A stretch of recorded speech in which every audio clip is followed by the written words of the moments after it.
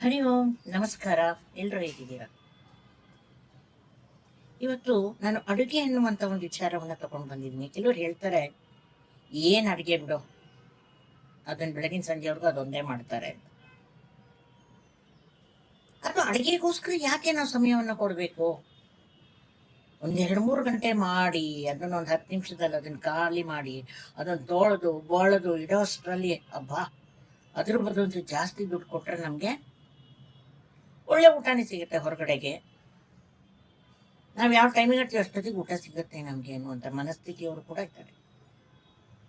ಹಾಗಾಗಿ ಸಾಕಷ್ಟು ಮನೋಭಾವದ ಜನರ ಸಲುವಾಗಿ ಸಾಕಷ್ಟು ಜನರಿಗೆ ಕೆಲಸ ಕೂಡ ಸಿಕ್ಕಿದೆ. ಆದರೆ ಅಡುಗೆ ಮಾಡುವುದು ಅನ್ನೋದು ಉಡಾಫಿಯ ಮಾತಲ್ಲ ಅಂತ ನನ್ನ ಅಭಿಪ್ರಾಯ.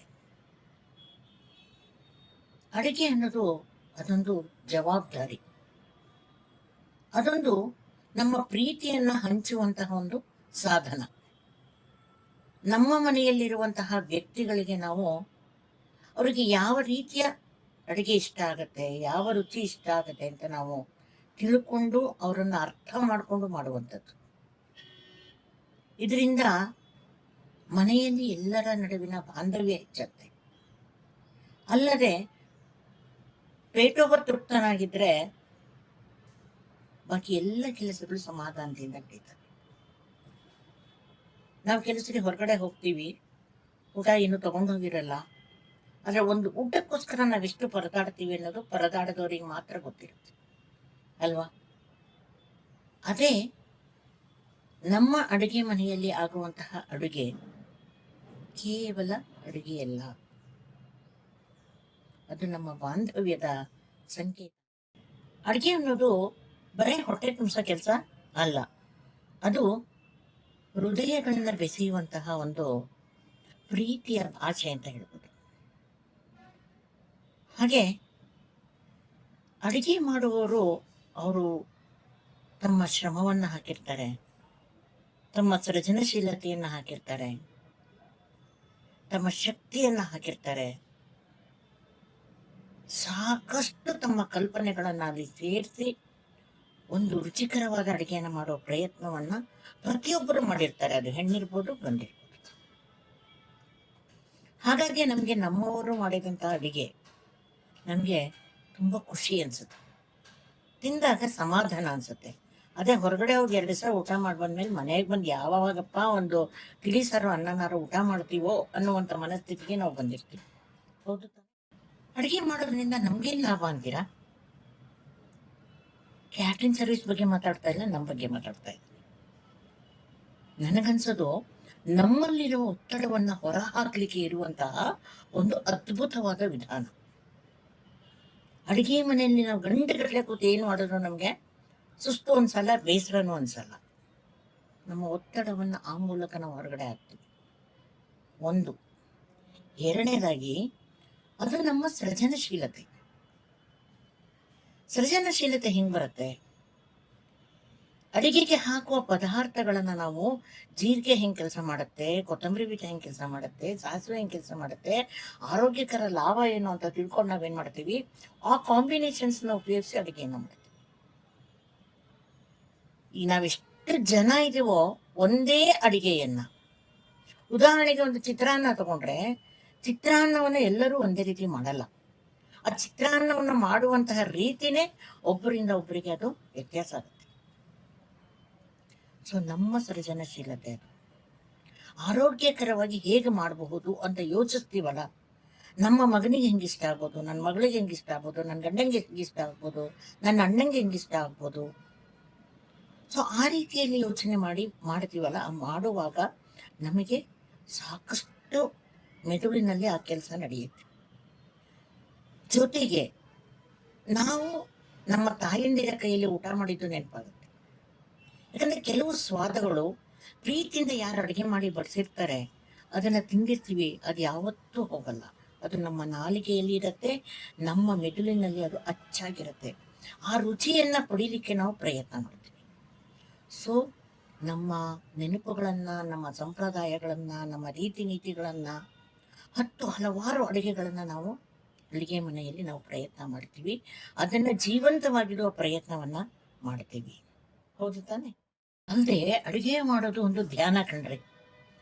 ಹಂಗಂತ ನನ್ನ ಅಭಿಪ್ರಾಯ. ಯಾಕೆ ಗೊತ್ತಾ? ಅಡುಗೆ ಮಾಡ್ತಾ ಇದ್ರೆ ನಮ್ಮ ಮನಸ್ಸು ಅಲ್ಲೇ ಇರಬೇಕು.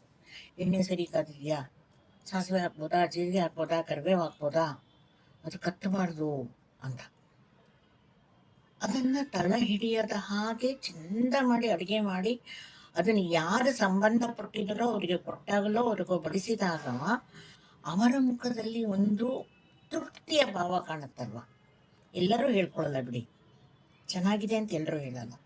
ಆದರೆ ಅವರ ಮಾತಿನಲ್ಲಿ ಅವರ ಮುಖದಲ್ಲಿ ಆ ಭಾವ ಕಂಡಾಗ ನಮಗೊಂದು ಆನಂದ ಆಗತ್ತೆ, ತೃಪ್ತಿಯ ಭಾವ ಬರುತ್ತೆ, ತುಂಬ ಖುಷಿಯಾಗುತ್ತೆ. ಖುಷಿ ಆಗೋದ್ರ ಜೊತೆಗೆ ನಮ್ಮ ಜೊತೆಗಿನ ಅವರೆಲ್ಲರ ಬಾಂಧವ್ಯ ಭದ್ರವಾಗ್ತಾ ಹೋಗುತ್ತೆ. ಸೊ ನಾವು ಅಡುಗೆ ಮಾಡೋದ್ರಿಂದ ಒಂದು ಮಾನಸಿಕವಾಗಿ ಒಂದು ನೆಮ್ಮದಿಯಲ್ಲಿ ನಾವು ಇರ್ತೀವಿ.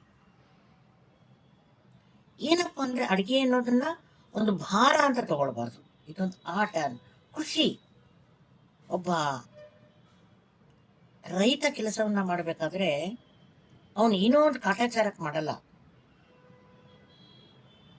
ತುಂಬಾ ಕಷ್ಟಪಟ್ಟು ತುಂಬಾ ಆಸಕ್ತಿಯಿಂದ ಕೆಲಸವನ್ನ ಮಾಡ್ತಾನೆ. ಹಾಗಾಗಿ ಇವತ್ತಿನವರೆಗೂ ನಾವು ಅನ್ನವನ್ನ ಊಟ ಮಾಡ್ತಾ ಇದ್ದೀವಿ. ಹಾಗೆ ನಾವು ಮಾಡುವಂತ ಕೆಲಸವನ್ನ ಏಕಾಗ್ರಚಿತ್ತತೆಯಿಂದ ಮಾಡಿದಾಗ ಆ ಸಿಗೋ ಖುಷಿ ಇದೆಯಲ್ಲ, ಅದಕ್ಕೆ ಬೆಲೆ ಕಟ್ಟಲಿಕ್ಕೆ ಆಗಲ್ಲ ಅಂತ ನನ್ಗನ್ಸುತ್ತೆ. ಅಲ್ಲದೆ ಈ ಅಡುಗೆ ಮಾಡುವಾಗ ಯಾವ ಪದಾರ್ಥಕ್ಕೆ ಎಷ್ಟು ಹಾಕಬೇಕು, ಕೊತ್ತಂಬರಿ ಬೀಜ ಎಷ್ಟು ಹಾಕಬೇಕು, ಜೀರಿಗೆ ಎಷ್ಟು ಹಾಕಬೇಕು. ಯಾಕಂದ್ರೆ ಸಾಂಬಾರ ಪದಾರ್ಥಗಳು ಎಷ್ಟು ಮೊದಲಿಂದ ಅಡುಗೆಗೆ ಉಪಯೋಗಿಸ್ತಾ ಬಂದಿದ್ರೆ ಅವೇ ಬಿಟ್ಟು ಬೇರೆ ಇಲ್ಲ. ಅಡುಗೆಯ ರುಚಿ ಬದಲಾವಣೆ ಆಗೋದು ಆ ಪದಾರ್ಥಗಳನ್ನ ನಾವು ಯಾವುದಕ್ಕೆ ಎಷ್ಟು ಹಾಕ್ತೀವಿ ಅಂತ.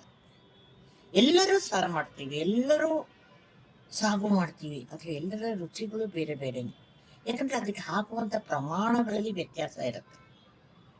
ಸೊ ನಮಗೆ ಒಂದು ಗಣಿತದ ಲೆಕ್ಕಾಚಾರ, ಇಷ್ಟು ಹಾಕಿದ್ರೆ ಹಿಂಗಾಗುತ್ತೆ, ಇಷ್ಟು ಹಾಕಿದ್ರೆ ಹಿಂಗಾಗುತ್ತೆ ಅನ್ನೋದು ಮೆದುಳಿನಲ್ಲಿ ಆ ಪ್ರಕ್ರಿಯೆಗಳು ನಡೀತಾ ಇರುತ್ತೆ. ಮತ್ತೆ ಪ್ರತಿಯೊಂದು ಅಡುಗೆಯನ್ನ ಹೊಸದಾಗಿ ಕಲಿಯೋರು ಅದನ್ನು ಬರೆದಿಟ್ಕೊಂಡು ನೋಡಿ ಮಾಡಿ ಕಲಿತಾರೆ. ಆದರೆ ಬಹಳ ದಿನದಿಂದ ಅಡುಗೆ ಮಾಡ್ತಿರೋರು ಯಾರು ತಲೆನೇ ಕೆಡಿಸೋರು, ಯಾರ ಬಂದ್ರು ಪಟಾಪಟ್ ಹೋದ್ರು ಒಳಗಡೆಗೆ ಏನೋ ಒಂದು ಅಡುಗೆ ಮಾಡಿದ್ರು ತಂದ್ರು ಇಟ್ಟು ಅದಕ್ಕೆ ನೀರು ಎಷ್ಟು ಹಾಕಬೇಕು, ರವೆ ಎಷ್ಟು ಹಾಕಬೇಕು, ಅಕ್ಕಿ ಎಷ್ಟು ಹಾಕಬೇಕು, ಇವೆಲ್ಲ ಲೆಕ್ಕಾಚಾರಗಳು ಮನಸ್ಸಿನಲ್ಲಿ ಇರುತ್ತೆ. ಸೊ ಒಂದು ಗಣಿತದ ಲೆಕ್ಕಾಚಾರ ಇರ್ಬೋದು, ಒಂದು ತರ್ಕ ಇರ್ಬೋದು, ಒಂದು ಸ್ಟೆಪ್ ಬೈ ಸ್ಟೆಪ್ ಕ್ರಮ ಬರ್ತಿರುತ್ತೆ. ಅಡುಗೆಯನ್ನ ಹೀಗೆ ಮಾಡಬೇಕು ಅಂತ ಒಂದಿರುತ್ತೆ. ನಾನು ಯಾವುದೋ ಮಾಡ್ಲಿಕ್ಕೆ ಆಗೋದಿಲ್ಲ. ಅಡುಗೆನಲ್ಲಿ ಅದಕ್ಕೊಂದು ಕ್ರಮ ಅಂತ ಇದ್ದೇ ಇರುತ್ತೆ. ಆ ಕ್ರಮ ಒಂಚೂರು ವ್ಯತ್ಯಾಸ ಆಗ್ಬೋದು, ಆದರೆ ಆ ಕ್ರಮವಾಗಿ ನಾವು ಅಡುಗೆಯನ್ನ ಮಾಡಲಿಲ್ಲ ಅಂದ್ರೆ, ಉದಾಹರಣೆಗೆ ನಾವು ತರಕಾರಿ ಒಂದು ಅರ್ಧ ಬೆಂದ್ಮೇಲೋ ಅಥವಾ ಒಂದು ಉಪ್ಪು ಹಾಕಿರ್ತೀವಿ, ಹೌದಾ, ಉಪ್ಪು ಅಥವಾ ಬೆಲ್ಲವನ್ನ ಹಾಕ್ತೀವಿ. ಇಲ್ಲ ನಾನು ಎಲ್ಲ ಅಡುಗೆ ಆದ್ಮೇಲೆ ಉಪ್ಪು ಹಾಕ್ತೀನಿ ಅಂತಂದಾಗ ಆ ಹೋಳಿಗೆ ಉಪ್ಪೇ ಹಿಡಿಯೋದಿಲ್ಲ, ಹೌದು ತಾನೆ? ಈ ರೀತಿ ಒಂದು ತರ್ಕ ಕೂಡ ಅಡುಗೆನಲ್ಲಿ ಇದ್ದೇ ಇದೆ. ಇನ್ನು ಅಡುಗೆ ಮಾಡುವಾಗ ದೈಹಿಕ ಚಲನೆ ಹಾಗೆ ಆಗತ್ತೆ. ನಮ್ಮ ಪರಿಚಯದವ್ರಿಬ್ರು ವಯಸ್ಸಾಗಿದೆ ಅಂತ ಬಿಟ್ಟು ಯಾವ ಕೆಲಸನೂ ಮಾಡ್ತಾ ಇರಲ್ಲ. ಮನೇಲೆಲ್ಲ ಸೊಸೆದಿರಿದ್ರು, ಅವ್ರು ಆರಾಮಾಗಿ ಒಂದು ಮೂಲೆಯಲ್ಲಿ ಕುತ್ಕೊಂಡಿರ್ತಿದ್ರು. ಹೇಗಿದ್ರೆ 2-3 ಜನ ಸೊಸೆದಿರಿದ್ದಾರೆ, ಎಲ್ಲ ಕೆಲಸವನ್ನ ಮಾಡ್ಕೊಂಡು ಹೋಗ್ತಾರೆ ಬಿಡು ಅಂತ. ಕೊನೆಗೆ ಅವರಿಗೆ ಈ ಕೈಗಳಲ್ಲೆಲ್ಲ ನೋವು ಬರ್ತಾ ಇತ್ತು, ಕೈ ಕಾಲುಗಳಲ್ಲಿ ನೋವು ಬರ್ತಾ ಇತ್ತು. ಡಾಕ್ಟರ್ ಹತ್ರ ಹೋದ್ರು, ನನಗೆ ಕೈ ಕಾಲೆಲ್ಲ ನೋವು ಬರ್ತಾ ಇದೆ, ಬೆರಳುಗಳೆಲ್ಲ ಸ್ವಲ್ಪ ಮಡ್ಚಕ್ಕೆಲ್ಲ ಕಷ್ಟ ಆಗ್ತಿದೆ ಅಂತ. ಹೌದಾ, ನಿಮ್ಮಲ್ಲಿ ಯಾರು ಅಡುಗೆ ಮಾಡ್ತಾರೆ ಕೇಳಿದ್ರು. ನಮ್ಮಲ್ಲಿ ನಾನೇನು ಕೆಲಸ ಮಾಡೋದು, ನನ್ನನ್ನು ಬಹಳ ಚೆನ್ನಾಗಿ ನೋಡ್ಕೊತಾರೆ ನಮ್ಮ ಸೊಸೆದ್ರು, ಆರಾಮಾಗಿದ್ದೀನಿ ಅಂತಾರು.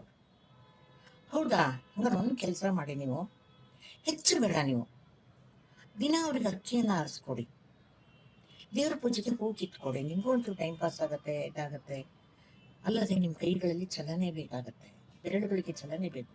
ಹೂ ಕಿತ್ಕೊಡಿ, ಅಕ್ಕಿ ಆರಿಸ್ಕೊಡಿ, ಕೂತಲ್ಲಿ ತರಕಾರಿ ಹೆಚ್ಚಿಕೊಡಿ, ಮಕ್ಕಳು ಮೊಮ್ಮಕ್ಕಳಿದ್ರವ್ರಿಗೊಂದು ತಲೆಗಿಲೆ ಬಾಚಿ, ಅಂಗಳದಲ್ಲಿ ಸ್ವಲ್ಪ ಗಿಡ ಇದ್ರೆ ಒಂಚೂರು ಕಳೆ ಕೀಳಿ, ಎಲ್ಲ ಸಣ್ಣ ಪುಟ್ಟ ಕೆಲಸಗಳನ್ನ ಮಾಡಿಕೊಡಿ, ನೋಡೋಣ, ಆಮೇಲೆ ಮಾತ್ರೆ ಕೊಡೋ ಬಗ್ಗೆ ಯೋಚನೆ ಮಾಡೋಣ ಅಂತ ಆ ಅನುಭವಿ ಡಾಕ್ಟರ್ ಹೇಳ್ತಾರೆ.